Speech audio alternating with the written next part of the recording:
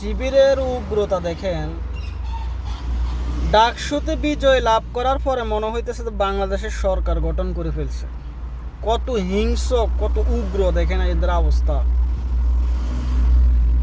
শিক্ষকের কিভাবে লাঞ্ছিত করতে আছে, শিক্ষককে কিভাবে পোষ করতে আছে যে তার যেটা দাবি করতেছে সেটা মানার জন্য, যুক্তি হোক আর অযুক্তি হোক, শিক্ষকের সাথে এভাবে লাঞ্ছিত উচ্চস্বরে বেয়াদবি করা কতটুকু সঠিক?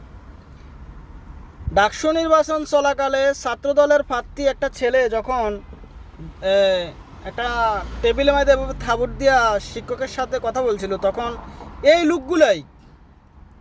লোকগুলাই তখন বলছিল যে ওই ছেলে বেয়াদবি করছে, শিক্ষকের সাথে বেয়াদবি করছে, এই করছে সেই করছে। কিন্তু সে এত উগ্র ছিল না, এত মায়ের মুখী ছিল না। সে টেবিলের মধ্যে থাবড় দিছে, তার নির্বাচন সুস্থ হয় নাই, সে প্রতিবাদ করছে এই কারণে, বাস এতটুকুই। কিন্তু এখানে 15-20 জন 30 জন সবাই উগ্র, মনে হয় যেন মব সৃষ্টি করবে, এই মুহূর্তে স্যারকে কতল করবে, এত উগ্র। আমি চিন্তা করতে আছি যদি বাইচান্স তারা ক্ষমতায় আসে, হাসিনা কি ফ্যাসিস্ট ছিল, এরা আরও সবচেয়ে বড় ফ্যাসিস্ট হবে। তাদের বিরুদ্ধে কথা বলা যাবে না, তারা প্রকাশ্য মানুষকে ঘরের থেকে বাইর করে আনি মব সৃষ্টি করবে। বাংলাদেশের মধ্যে শেখ হাসিনা অনেক গুম খুন করছে, তারা কিন্তু গোপনে করছে, আয়নাগর কোন যত কিছুই কোন গোপনে করছে, এরা প্রকাশ্য করবে এবং এটা ইসলামের ভিত্তি দিয়ে জায়েজ করে নেবে।